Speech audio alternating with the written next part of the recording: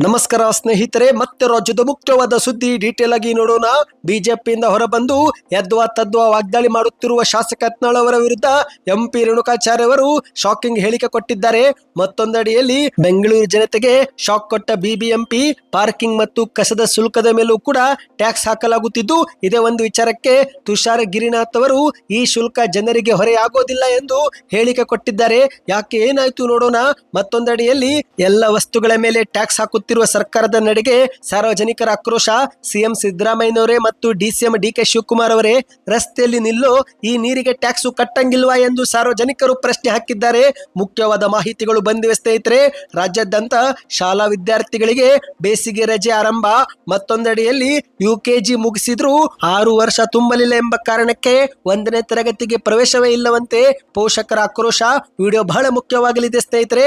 ಇನ್ನು ದೇಶಾದ್ಯಂತ ಬಂಗಾರದ ಬೆಲೆಯಲ್ಲಿ ಭಾರಿ ಕುಸಿತ. 2ನೇ ದಿನದಲ್ಲಿ ಮತ್ತೆ 9,800 ರೂಪಾಯಿ ಕುಸಿತವಾಗಿದೆ. ಇಂದಿನ ಬೆಲೆ ಏನು, ಏನಿದು ಮಾಹಿತಿ, ಎಲ್ಲ ಸುದ್ದಿ ಡೀಟೇಲ್ ಆಗಿ ನೋಡೋಣ.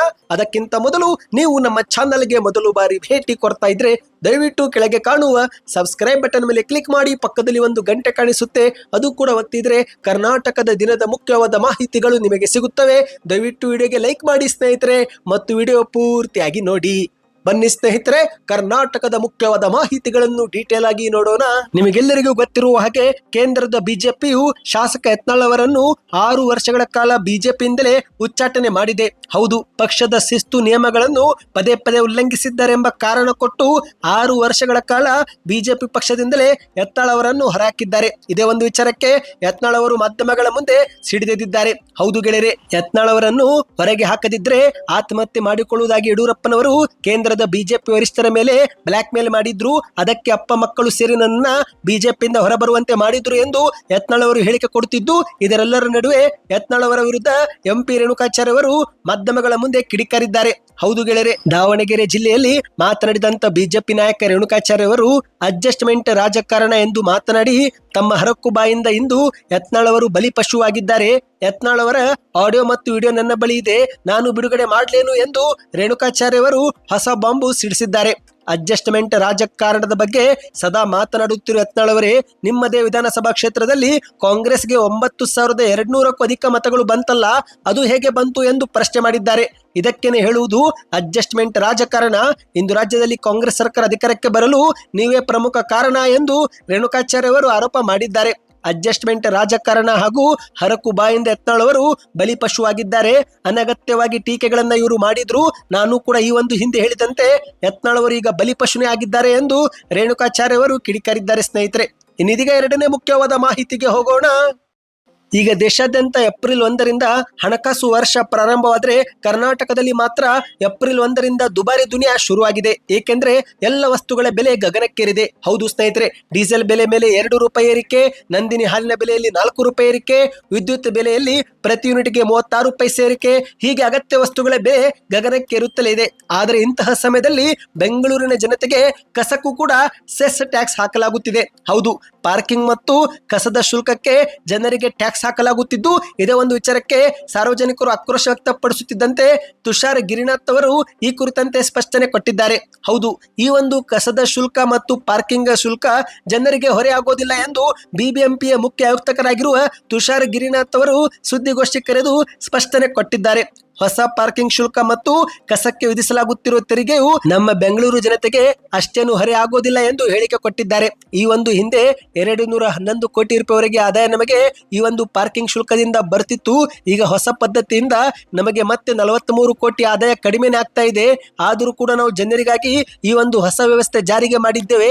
ನಮಗೆ ಕೋಟಿ ಕೋಟಿ ಹಣ ಹೊರೆಯಾದರೂ ಕೂಡ ನಾವು ಜನರಿಗೆ ಸಹಾಯವಾಗಲಿ ಅಂತ ಹೊಸ ಪಾರ್ಕಿಂಗ್ ವ್ಯವಸ್ಥೆ ಮಾಡಿದ್ದೇವೆ ಎಂದು ಹೇಳಿಕೆ ಕೊಟ್ಟಿದ್ದಾರೆ. ಅದೇ ರೀತಿ ಕಸ ಸಂಗ್ರಹ ತೆರಿಗೆ ವಿಚಾರವಾಗಿಯೂ ಕೂಡ ಇಂದು ರಾಜ್ಯದಲ್ಲಿ ಸಾಕಷ್ಟು ಚರ್ಚೆ ಆಗ್ತಾ ಇದೆ. ಆದರೆ ಅಸಲಿಗೆ ಈ ಒಂದು ಹಿಂದೆ 1986ರ ಪರಿಸರ ಸಂರಕ್ಷಣೆ ಕಾಯ್ದೆಲಿನೇ ಈ ಕುರಿತಂತೆ ಒಂದು ಕಾನೂನು ಇದೆ. ಇನ್ನು ಈ ಒಂದು ಹಿಂದೆ ಕಾಂಗ್ರೆಸ್ ಸರ್ಕಾರ ಮೊದಲೇ 2020ರಲ್ಲಿ ಜನಸಾಮಾನ್ಯರ ಮೇಲೆ ಯಾವ ರೀತಿ ತೆರಿಗೆ ಹಾಕಬೇಕು ಎಂಬ ಈ ಕುರಿತಂತೆ ಪ್ಲಾನ್ ಮಾಡಲಾಗಿತ್ತು.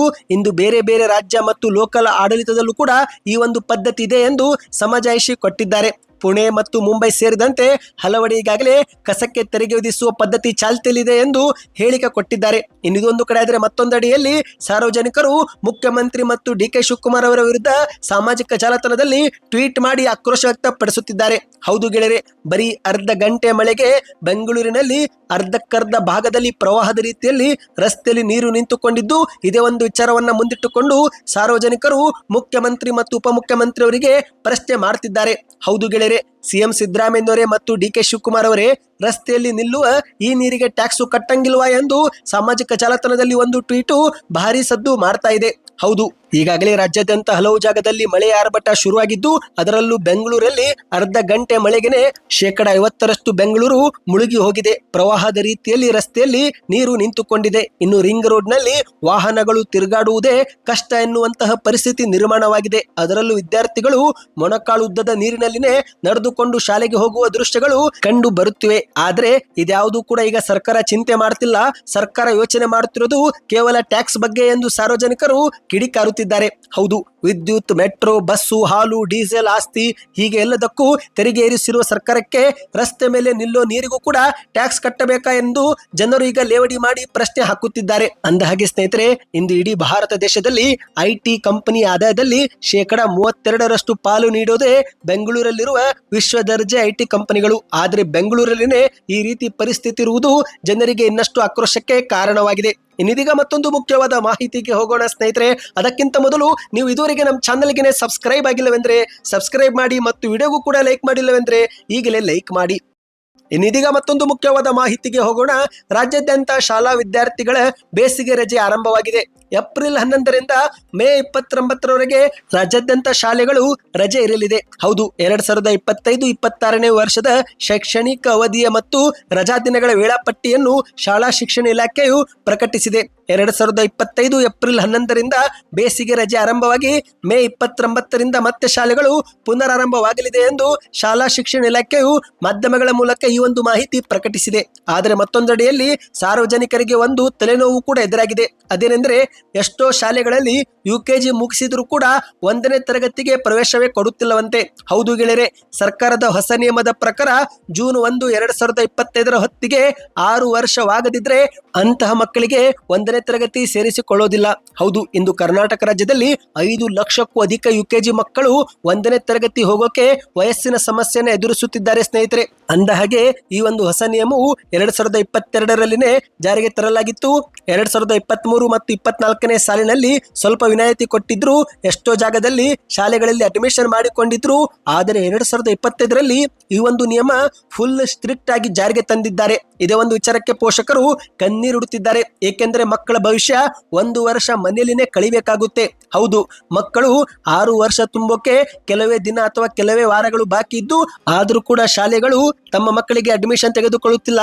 ಕೇವಲ 1-2 ದಿನ ಅಥವಾ 1-2 ವಾರಕ್ಕೆ ನಮ್ಮ ಮಕ್ಕಳು 1 ವರ್ಷ ಮನೆಯಲ್ಲಿನೇ ಕಳಿಬೇಕಾ ಎಂದು ಪೋಷಕರು ಕಣ್ಣೀರು ಹಾಕುತ್ತಿದ್ದಾರೆ.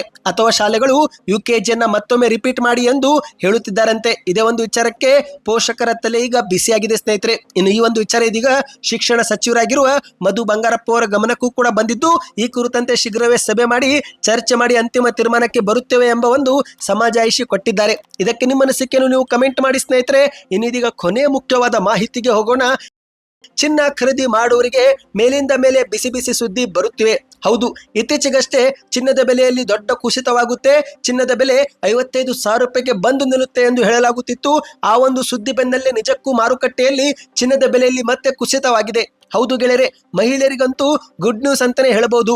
ದೇಶಾದ್ಯಂತ ಚಿನ್ನ ಮತ್ತು ಬೆಳ್ಳಿಯ ಬೆಲೆಯಲ್ಲಿ ಭಾರಿ ಪ್ರಮಾಣದಲ್ಲಿ ಇಳಿಕೆ ಆಗಿದೆ. ದಿನೇ ದಿನೇ ಆಕಾಶಕ್ಕೆ ಏರುತ್ತಿದ್ದಂತ ಬಂಗಾರ ನಿನ್ನೆ ಮತ್ತು ಇವತ್ತು ಸತತವಾಗಿ ಇಳಿಮುಖ ಕಾಣ್ತಾ ಇದೆ. ಆಭರಣ ಪ್ರಿಯರಿಗೆ ಈ ಒಂದು ಮಾಹಿತಿ ಸಂತಸವನ್ನ ದುಪ್ಪಟ್ಟು ಮಾಡಿದೆ. ಹೌದು ಗೆಳೆಯರೆ, ಚಿನ್ನ ಮಾತ್ರವಲ್ಲದೆ ಬೆಳ್ಳಿಯ ಬೆಲೆಯೂ ಕೂಡ ಈಗ ಭಾರಿ ಪ್ರಮಾಣದಲ್ಲಿ ಇಳಿಕೆ ಕಂಡಿದೆ ಎಂದು ಹೇಳಲಾಗುತ್ತಿದೆ.